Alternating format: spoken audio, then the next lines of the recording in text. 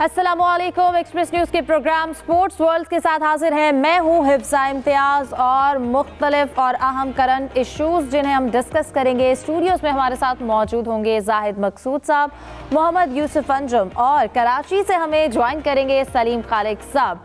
तो जो इतने अहम इश्यूज़ हैं उनमें सबसे पहला पाकिस्तान और वेस्ट इंडीज़ का मैच है, टेस्ट मैच जो कि कल से मुल्तान में खेला जाएगा। इसकी तैयारियों के हवाले से डिस्कशन स्टार्ट करते हैं और आहिस्ता आहिस्ता अपने दीगर टॉपिक्स की जाने भी बढ़ेंगे। सबसे पहले जाहिद साहब आपसे स्टार्ट करूंगी।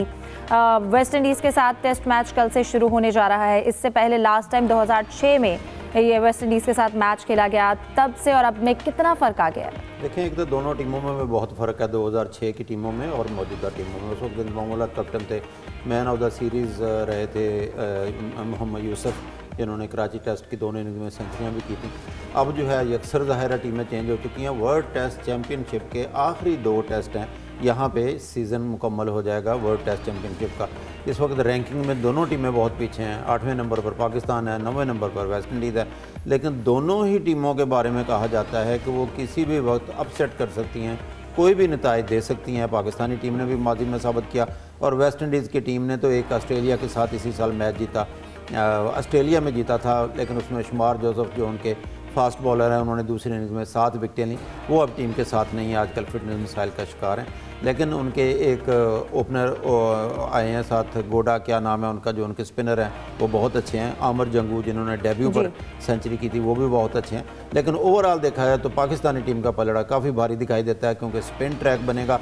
हमारी इतलात के मुताबिक ज़ाहिर है इन्होंने फिर साजिद खान, नोमान और इब्रार की शमूलियत की भी इतलात हैं कि तीनों स्पिनर्स के साथ पाकिस्तान जाएगा। एक फास्ट बॉलर होगा और ज़्यादातर नाम अभी तक तो मोहम्मद अली का लिया जा रहा है। हो सकता है खुर्रम शहजाद या मोहम्मद अली को चांस मिले। तो ओवरऑल देखा जाए तो पाकिस्तानी टीम का पलड़ा भारी दिखाई देता है और स्पिन ट्रैक पे यकीनी तौर पर पाकिस्तानी स्पिनर जो है काफ़ी बेहतर दिखाई देते हैं वेस्ट इंडीज़ की निस्बत। सही। सलीम खालिक साहब, आप क्या कहेंगे? आज शान मसूद की जानिब से प्रेस कॉन्फ्रेंस करते हुए कुछ गिले भी किए गए कि हमें 10 माह बाद मौका मिलता है मैचेस का, तो उस तरह से वो रिदम नहीं बन पाता। अब आप उनकी इस हवाले से क्या कमेंट करेंगे जो उन्होंने कहा? देखिए, इस हद तक तो बात सही है कि पाकिस्तान को बहुत कम टेस्ट क्रिकेट खेलने को मिलती है और इंग्लैंड को अगर हम देखें, दूसरी टीमों को, ऑस्ट्रेलिया को, इंडिया को बहुत टेस्ट क्रिकेट खेलता है। पाकिस्तान के साथ यही मसला है और जो फिर ऐसे प्लेयर्स हैं जो टेस्ट तक महदूद हैं, उनका तो गिला बनता है। लेकिन फिर उनको इस गिले का जो है जवाब इस तरह देना चाहिए कि जब टीम मैदान में उतरे तो इतना ज़बरदस्त परफॉर्म करे और 10 महीने की जो एक तशनगी है उसको पूरा ख़त्म कर दे। लेकिन ऐसा हो नहीं पाता। जितने टेस्ट मैचेस में वाकई मिलते हैं, पाकिस्तान टीम इंग्लैंड के खिलाफ अच्छा खेली थी। ओवरऑल अगर हम देखें अभी साउथ अफ्रीका में क्या हुआ, दूसरी जगह क्या हुआ, इतना अच्छा परफॉर्म कर नहीं पाती। तो होना ये चाहिए जितने मौके मिल रहे हैं उसमें इतना अच्छा परफॉर्म करें कि कुछ नजर तो आए। अब जैसे आज पीसीबी ने जो प्रेस रिलीज जारी किया है कि पाकिस्तान टेस्ट चैंपियनशिप का अच्छा इख्तिताम करने के लिए पूरा इसी टाइप की कुछ लिखा है उसमें। भाई नंबर 8 पर है हम लोग, नंबर 8 पर है, क्या अच्छा इख्तिताम करेंगे हम लोग इसमें? ये 2 मैच जीत के कौन सा हम नंबर 1 बन जाएंगे? तो ये सोच समझ के अल्फाज का इस्तेमाल करना चाहिए, यहाँ पे देखना चाहिए था। अब हमेशा यही हो रहा है, टेस्ट चैंपियनशिप में हम लोग बहुत पीछे रह जाते हैं। लेकिन अब वक्त आ गया कि इस हवाले से भी सोचना पड़ेगा कि क्यों हमारी परफॉर्मेंस खराब है, ताकि आगे अच्छा खेलें। और ये वेस्ट इंडीज को हराएंगे, छोटी टीमों को हराएंगे, इससे कोई इतना फर्क पड़ने वाला नहीं है जब तक आपने बड़ी टीमों को नहीं हराया। जैसे इंग्लैंड को हराया था, इस तरह दूसरे मुल्कों में भी जाके हराएं। वहाँ पर अपनी मर्जी की पिचेस नहीं होंगी, लेकिन वहाँ भी अच्छा परफॉर्म करें, फिर गिले विले करने की जरूरत ही नहीं पड़ेगी। यूसुफ अंजुम साहब, आप बताइएगा, इसके साथ साथ जब हमने वेस्ट इंडीज़ के कप्तान की प्रेस कॉन्फ्रेंस में गुफ्तगू सुनी तो वो भी काफ़ी पुरज़्म, उन्होंने कहा यहाँ पर ट्रेनिंग करके बड़ा अच्छा लगा है और स्पिनिंग के लिहाज से हमारी अच्छी तैयारी है। आप क्या कहेंगे इस हवाले से? देखें हिफ्ज़ा, सबसे बड़ी जो हमें हैरानगी हुई कि जिस तरह जो विकेट तैयार किया गया है, ऐसा लग रहा था तस्वीर और वीडियोस देख कर के शायद ये किसी जैसे सब्ज़ी तैयार करते हैं उस तरह की कोई एक कनोपी उस पर लगाई गई है, ताकि मौसम की शिद्दत से उसको बचाकर जो पिच है उसको स्पिनर्स के लिए नमी से बचाया जाए। बिल्कुल ऐसा ही है, क्योंकि पहले भी मुल्तान में जो मैचेस हुए थे, आकिब जावेद साहब ने उसमें स्पिन ट्रैक इस्तेमाल किए थे। इस तरह अब भी स्पिन ट्रैक ही बनाया गया जिस पर 3 स्पिन के साथ पाकिस्तान जाएगा। यकीनी तौर पर एक फास्ट बॉलर उसमें लिया जाएगा, वो खुर्रम शहजाद होंगे या मोहम्मद अली। इसका फैसला सुबह विकेट देख कर ही होगा। लेकिन मजमूई तौर पर ये पाकिस्तान को ये जो टेस्ट मैचेस है ये एक बैटिंग प्रैक्टिस के तौर पर लेना चाहिए, क्योंकि कप्तान जो शान मसूद के साथ उनकी अच्छी फॉर्म होना बड़ा ज़रूरी है। उसके बाद बाबर आजम, मोहम्मद रिजवान, कामरान गुलाम, ऐसे खिलाड़ी जिनको अपनी फॉर्म को बेहतर बनाने की ज़रूरत है। क्योंकि साल के पहला टेस्ट मैच होगा तो इसके लिए ज़रूरी होगा कि पाकिस्तान की टीम अच्छा परफॉर्म करे और बेहतरीन कम्बिनेशन के साथ आए। जहाँ तक बात है वेस्ट इंडीज़ कप्तान की, तो हमेशा वेस्ट इंडीज़ की टीम पाकिस्तान में आकर ज़रा फंसती है, गो के उनको फील्डिंग के हवाले से मसाइल का हमेशा सामना रहा है। लेकिन पाकिस्तान के पास क्योंकि जो बॉलिंग का शोबा खासा मजबूत है, जिसकी वजह से पाकिस्तान को मेरे ख्याल में इस पूरी सीरीज़ में सबकत हासिल रहेगी। लेकिन हेड कोच आंद्रे कोल ने एक दिलचस्प, हमारे लिए दिलचस्प बयान कहा जा सकता है। जब उनसे पूछा गया कि आपको विकेट कैसी दिखाई देती है, तो उन्होंने कहा अभी तक समझ नहीं आ रही ये पिच कैसी होगी, अलबत्ता लगता है शायद ये स्पिन बॉलर्स को हेल्प करेगी। बिल्कुल, और यही हमने पहले भी डिस्कस किया था कि वेस्ट इंडीज़ के अगेंस्ट जो है वो ज़रा स्पिन अटैक अच्छा होना चाहिए, वो थोड़ा सा नेचुरली स्पिनर्स को इतना अच्छा नहीं खेलते हैं। जाहिद साहब, इसके साथ साथ अगर हम आगे बढ़ें, वेस्ट इंडीज़ के साथ कल से मैच शुरू हो रहा है और फिर हम देखेंगे उसके नतीजे क्या हैं, लेकिन इंडिया चैम्पियंस ट्रॉफी के लिए अब तक कप्तान का ऐलान नहीं कर सका और वो काफ़ी मुतमईन कहा जा सकता है कि जी कब तो हम बड़ा ईजीली ले लेंगे और इस तरह से। और फिर जो बुमराह की जानिब से आज अपने ही मीडिया की खबरों को झुटलाया गया है, आप इस पर क्या कहेंगे? देखें इफ्जा, इंडिया में भी एक खिचड़ी पकी हुई है। जब से ऑस्ट्रेलिया से टेस्ट सीरीज़ हारे हैं, रोहित शर्मा जो पहला मैच नहीं खेल सके थे, अपने उनकी वाइफ जो है उनके बच्चे के यहाँ पैदाइश थी, उन्होंने वो मैच मिस किया, बुमराह ने उसमें कप्तानी की थी। उसके बाद 5 इनिंग्स में वो किसी इनिंग्स में भी 10 से ज़्यादा रन नहीं कर सके। 5 इनिंग्स में या ओवरऑल सीरीज़ में बाद में उन्होंने आखिरी मैच में उनको बाहर बैठना पड़ा। उन्होंने 31 रन बनाए थे। तो मीडिया जो भारतीय है उनकी तरफ से शदीद तनकीद का सामना करना पड़ा। हालांकि वनडे अगर देखा जाए जो वर्ल्ड कप भारत में हुआ था, रोहित शर्मा की परफॉर्मेंस बहुत ही शानदार थी, बहुत अच्छा ओपनिंग पे आकर खेलते थे और इब्तदा में वो अच्छा खासा स्कोर इंडिया को देते थे। एक मुख्तलिफ फार्मेट है, लेकिन इंडिया में एक आवाज़ उठ रही है कि उनकी जगह बुमराह को कप्तान बना दिया जाए। और बुमराह का जैसे आपने जिक्र किया कि उन्होंने आज ही ट्वीट किया है और अपने ही मीडिया को उन्होंने कहा कि मुझे तो हंसी आती है ये देख करके, वो कहते हैं कि मैं फ़िट नहीं हो जाऊँगा या मुझे बेड रेस्ट इतना लंबा कह दिया गया कि शायद मैं चैम्पियंस ट्रॉफी मिस कर दूँ। तो एक अजीब सी सूरत हाल है, वो मुतमिन दिखाई नहीं देते। शायद इंडिया की टीम में भी टूट फूट पर आकाशदीप उनके एक फास्ट बॉलर हैं, वो भी फिटनेस मसाइल से 2-4 हैं, उनको भी 15 दिन का रेस्ट बताया गया। तो शायद उलझन का शिकार ही है इंडिया भी, हो सकता है उनका कप्तान की तब्दीली भी सामने आ जाए। जैसा कप्तान तो मेरे ख्याल में रोहित शर्मा भी होंगे, लेकिन बैटिंग कोच में थोड़ा सा तब्दीली का सुना है। और जो इंग्लैंड के केविन पीटरसन है, उनको ख्याल ये किया जा रहा है कि उनको कमेटी जो इंडियन टीम है उसके बाद बैटिंग कोच के तौर पर लिया जाए। उनका मामन कोच भी एक तब्दील किया जा रहा है, क्योंकि जब टीम हारती है और फिर बैटिंग की तब्दीलियों पर भी खासी चीज़ें सामने आती हैं। गौतम गंभीर की जो अपनी जो उसकी जो पोजीशन है वो ख़तरे में है।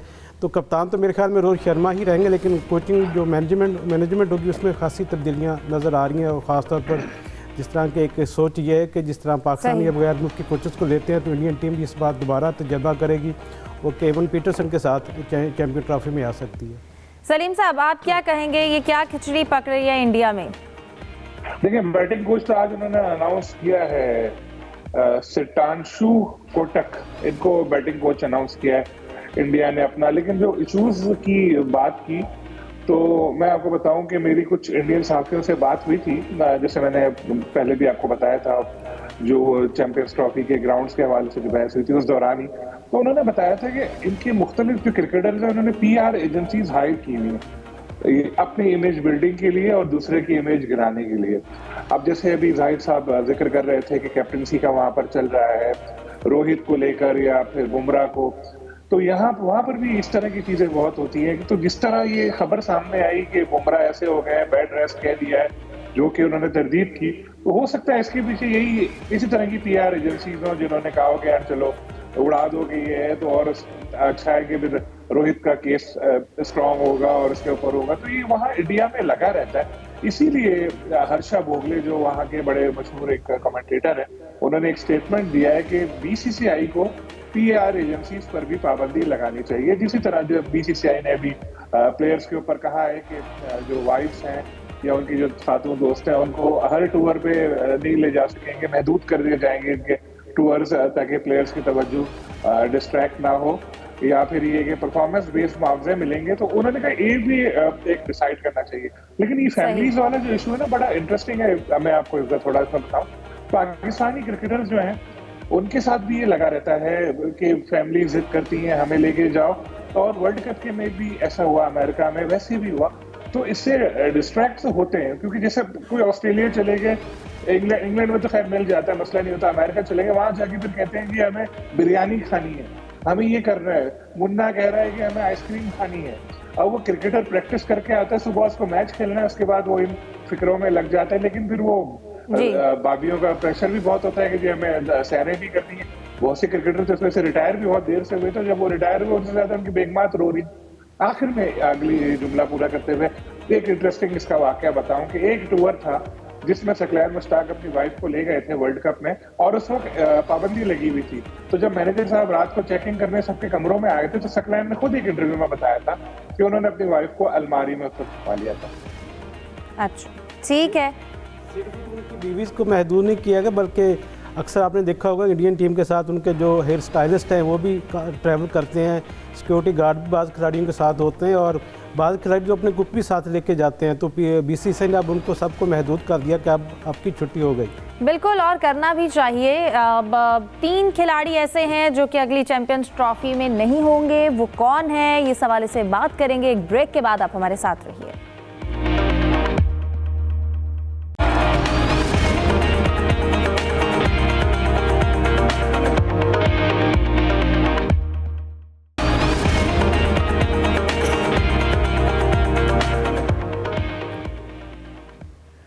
Welcome back. ब्रेक पे जाने से पहले हम बात कर रहे थे कि कौन से 3 खिलाड़ी हैं जो कि अगली चैंपियंस ट्रॉफी में नहीं होंगे। यूसुफ साहब से जान लेते हैं। यूसुफ साहब, कहिएगा वो कौन से 3 खिलाड़ी हैं? हिफ्जा, 3 पाकिस्तानी खिलाड़ी हैं जो 2029 में होने वाली चैंपियन ट्रॉफी में नहीं होंगे, और उनमें हैं मोहम्मद रिजवान, हारिस रऊफ और फ़खर जमान। मोहम्मद रिजवान की उम्र इस वक्त 32 साल है, क्योंकि वो विकेट कीपिंग भी करते हैं, बैटिंग भी करते हैं, तो उनके लिए 2029 की चैंपियन ट्रॉफी तक मुकम्मल फिट रहना मेरे ख्याल में मुमकिन नहीं होगा। इसके साथ साथ फ़खर जमान अब 34 साल के हो गए हैं, और 5 साल बाद वो मेरे ख्याल में इस काबिल नहीं होगा कि कौमी स्क्वाड का हिस्सा बन सके। जबकि हारिस रऊफ की उम्र 32 साल हो चुकी है, वो चूँकि फास्ट बॉलर है, और 30 साल के बाद अक्सर जो फास्ट बॉलर है उनका जो करियर होता है उस पर सवालिया निशान लग जाता है। तो मेरे ख्याल में 2029 को जो चैम्पियन ट्रॉफ़ी होगी उसमें ये तीनों खिलाड़ी पाकिस्तान की नुमाइंदगी नहीं करेंगे। दूसरी आपको थोड़ी सी अपडेट देता जाऊँ कि आईसीसी चैम्पियन ट्रॉफ़ी की जो ओपनिंग सेरेमनी होगी उसके हवाले से अभी तक जो आईसीसी की जानिब से बाकायदा कोई किसी भी तारीख और वेन्यू का ऐलान नहीं किया गया। पाकिस्तान क्रिकेट बोर्ड ने 3 दिन पहले आईसीसी को ख़त लिखा था कि कप्तानों की मुशावरत, जो कप्तानों की फ़ोटो सेशन होगा उस हवाले से, और जो ओपनिंग सेरेमनी होगी उसके हवाले से हमें बताया जाए कि कौन सा कप्तान किस तारीख को यहाँ पाकिस्तान में पहुँचेगा, जिसमें भारतीय कप्तान रोहित शर्मा का नाम भी उसमें जिक्र किया गया है। जबकि जो ओपनिंग सेरेमनी होगी वो लाहौर में होगी या कराची में होगी। आईसीसी चाहता है कि जो ओपनिंग सेरेमनी हो वो लाहौर के हजूरी बाग में हो, जबकि जो पीसीबी की हुकाम की ख्वाहिश वो ये चाहते हैं क्योंकि पहला मैच चूँकि कराची में है तो वहाँ पर ही ओपनिंग सेरेमनी रखी जाए। तो इस हवाले से अभी तक आईसीसी की जानिब से पाकिस्तान क्रिकेट बोर्ड को बाकायदा तौर पर कोई जवाब नहीं आया। बिल्कुल, अब इसी हवाले से बात कर लेते हैं। सलीम साहब, आप अगर सुन पा रहे हैं तो कहिएगा, आपकी मुलाकात भी हुई है सीईओ साहब से, तो वीज़ा पॉलिसी के हवाले से टिकट किसको मिल रहा है, क्या अपडेट मिली है? देखें, टिकट यूसुफ साहब को तो मिलेगा और उससे आपको भी मिल जाएगा। अब हम यूसुफ साहब ने जो आखिरी बात की है उसमें मैं एक ऐड करना चाहता हूँ कि अभी एक इंडियन अखबार है, उसका नाम है the telegraph India. Telegraph India में एक स्टोरी आई है आज, जिसमें लिखा है इंडियन क्रिकेट बोर्ड के सेक्रेटरी जो साइकिया है, आधा नाम उनका याद रहता है मुझे क्योंकि शायद साइकिया है वो है, उनकी जो बात है उसमें उन्होंने ये बोला कि हमें तो पता ही नहीं है ऐसी कौन सी तकरीब हो रही है, और रोहित के जाने की तो दूर की बात है, हमें तो ये पता ही नहीं है।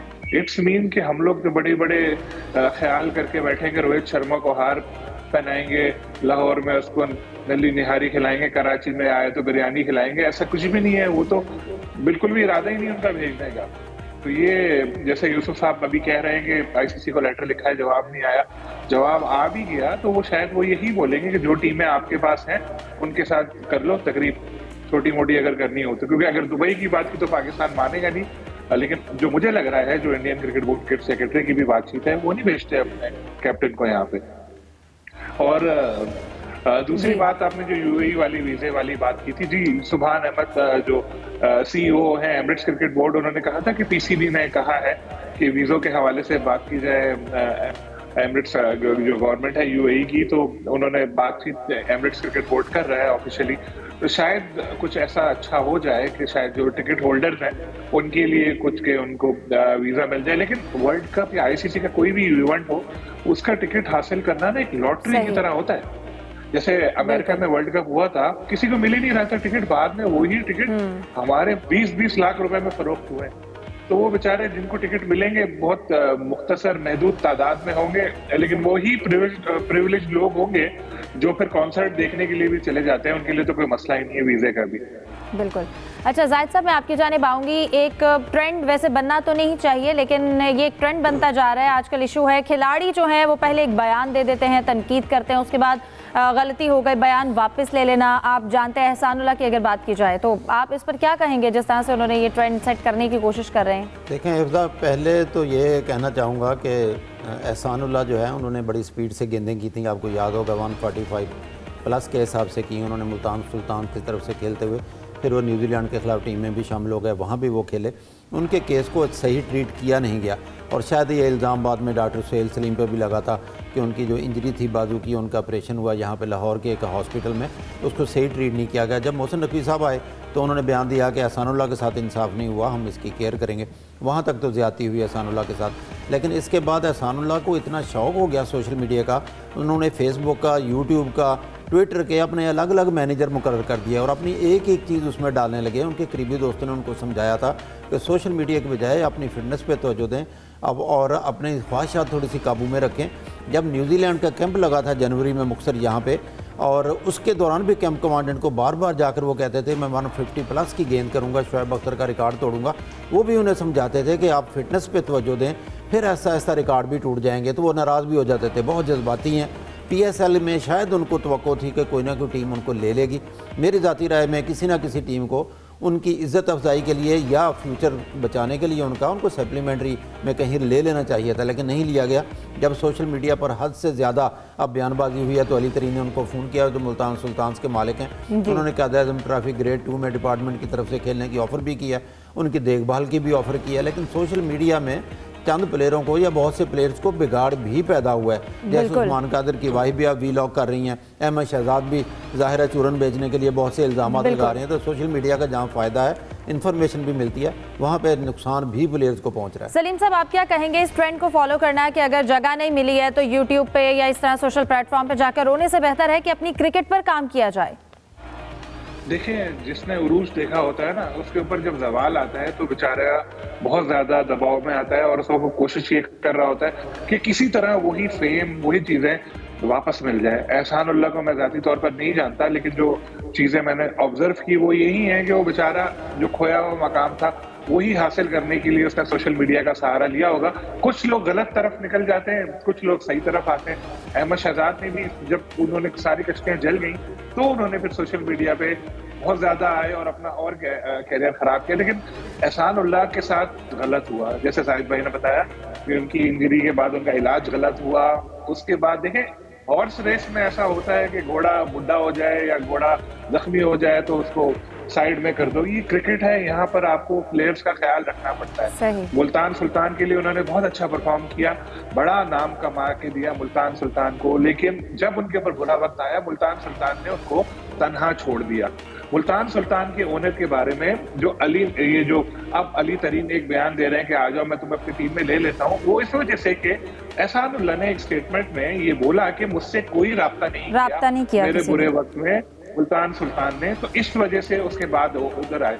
देखिए, मैं आपको मिसाल दूं, इस्लामाबाद यूनाइटेड में रोमान रईस होते थे, इंजर्ड थे, उनको कभी बॉलिंग कोच बना दिया, कभी साथ रखा। सरफराज अभी नहीं है तो सरफराज को कोच की ऑफर उन्होंने कर दी। तो बिल्कुल इस तरह हेल्प करनी चाहिए। सलीम साहब, वक्त की कमी का सामना है, मैं जाते जाते यूसुफ साहब आपसे बस कमेंट लेना चाहूंगी। मुझे लगता है मोहसिन नकवी के बाद जो आजकल ज्यादा दौरे हो रहे हैं ना, वो यूसुफ साहब कज़ाफी स्टेडियम के कर रहे हैं। आज भी सुना पूरा चक्कर लगा कर आए हैं, तो क्या देखा आपने?